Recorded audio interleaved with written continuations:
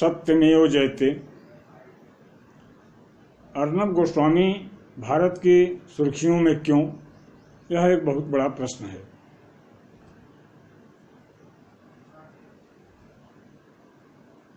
Arnab Goswami are Bharat के संस्थापक हैं। आर भारत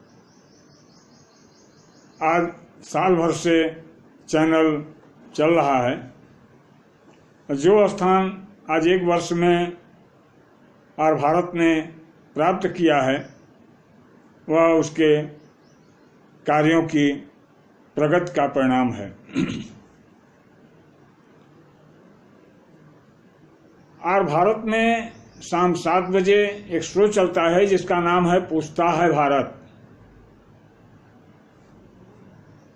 तो उसी शो में अर्नब गोस्वामी ने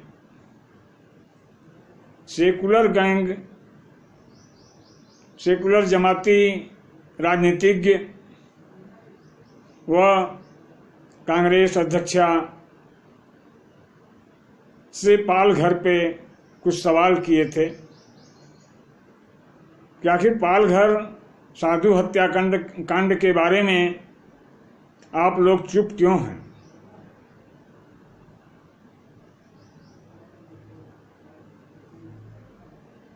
किसी मौलवी किसी पादरी के साथ ऐसी घटना होती है तो आप लोग को हल्ला करते हैं, कैंडल मार्च करते हैं, इंटरनेशनल कोर्ट जाने की बात करते हैं।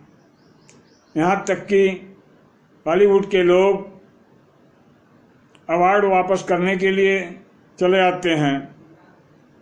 उन्हें डर भी लगने लगता है।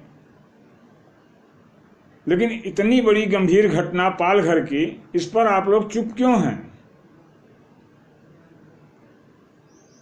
बाटला हाउस कांड में आतंकवादी मारा जाता है तब आंसू बहाते हैं आप। मुरादाबाद मेरठ में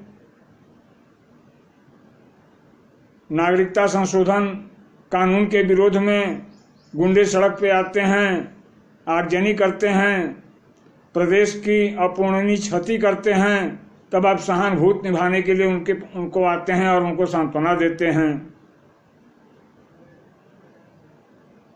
लेकिन इतने दयालु होने के बावजूद आप लोग पाल घर पे शांत क्यों हैं, यह समझ में बात आ नहीं रही है। यही सवाल था अर्नब गोस्वामी का। मित्रों, जिसका परिणाम यह हुआ कि इनके ऊपर प्रदेश के भिन्न भिन्न स्थानों से 200 FIR कराई गई। उतने से भी संतुष्टि नहीं मिली। मुंबई कार्यालय से अपने पत्नी के साथ रात में बाहर निकले हुए थे। युवा कांग्रेसियों के द्वारा उनके पर जानलेवा हमला करा दिया जाता है। वो हमलाकारी पकड़े जाते हैं, कबूल करते हैं कि मैं कांग्रेस का हूं और उनके पास से लॉकडाउन के तहत की वो अंदर की वो कार्रवाई थी, इसलिए उनको लॉकडाउन में घूमने फिरने के लिए वो पास भी दिए गए रहते हैं। एक सोची समझी चाल के साथ उनके ऊपर अटैक कराया जाता है। प्रभु की कृपा होती है कि उनका कुछ नुकसान नहीं होता है, बहुत क्षति नहीं होता है। मित्रों, इन सब के बाबत न्यायालय ने आदेश दिया था कि अर्नब गोस्वामी के विरुद्ध कोई भी ऐसी कार्रवाई नहीं की जाएगी नियत तिथि के पहले। इसके बावजूद भी महाराष्ट्र सरकार ने 12 घंटे तक उनको थाने में बैठा करके उनकी जलालत किया और अमानवीय ढंग से पूछताछ किया। तो मित्रों, अर्नब गोस्वामी कौन सा ऐसा अपराध किए थे जिसके कारण उनको ये जलालत झेलनी पड़ी। उनका अपराध यही था कि वो सत्य की लड़ाई लड़ रहे थे। पालघर में जो घटना घटी थी उसके बाबत सत्य कार्रवाई के लिए मांग कर रहे थे। साधुओं का वो समर्थन कर रहे थे। साधुओं का कहना था कि महाराष्ट्र सरकार के द्वारा न्याय नहीं मिलेगा, सीबीआई के द्वारा जांच कराई जानी चाहिए। सीबीआई की जांच कराए जाने के बाबत अर्नब गोस्वामी अपने मीडिया के माध्यम से शासन प्रशासन से मांग कर रहे थे। इतने नहीं, ये सेकुलर जमाती, ये सेकुलर गैंग के लोग, ये कांग्रेसी टुकड़े टुकड़े करने वाले गैंग, इंशाअल्लाह का नारा लगाने वालों को जायज बताते हैं। हम एक सही घटना की जानकारी जानना चाहते हैं तो हम गलत हैं।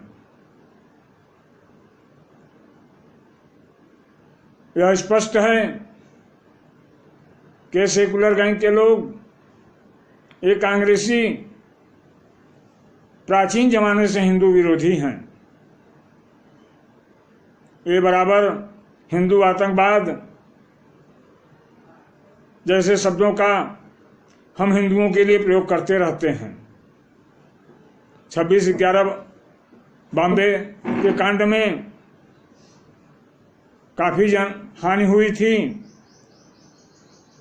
कांग्रेसियों ने हमन बना लिया था कुछ घटना को हिंदू आतंकवादी घटना बना दिया जाए, लेकिन दैव संजोग से एक अपराधी कसाब नाम का, जिसको फांसी हो गई, वह पकड़ लिया गया था, जो जिंदा था।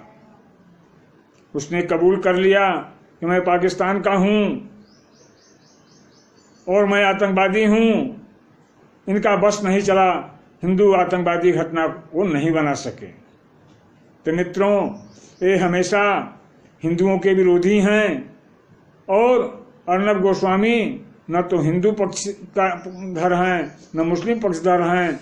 वह अपने चैनल को निष्ठा और ईमानदारी से चलाना चाहते हैं और उसी प्रयास में इन्होंने ऐसा प्रश्न किया था जिससे उनको जलालतें झेलनी पड़ी थी। इसी के बाबत कल माननीय उच्च न्यायालय बॉम्बे ने भी इन्हीं प्रकरण के बाबत एक आदेश जारी किया कि महाराष्ट्र सरकार और सीबीआई नियत तिथि तक न्यायालय में आकर के अपना स्पष्टीकरण दे। अब जहां तक संभावना है, एक आशा जगी हुई है कि बॉम्बे हाईकोर्ट के आदेशानुसार अब पालघर घटना की जांच सीबीआई के माध्यम से होगी। और अगर सीबीआई के माध्यम से होगी तो सचमुच में सत्य की विजय होगी और वही सत्य की विजय यह साबित करेगी कि पालघर में साधुओं की हत्या किसने की थी और किसने कराई थी और क्यों कराई थी। जय हिंद, जय भारत।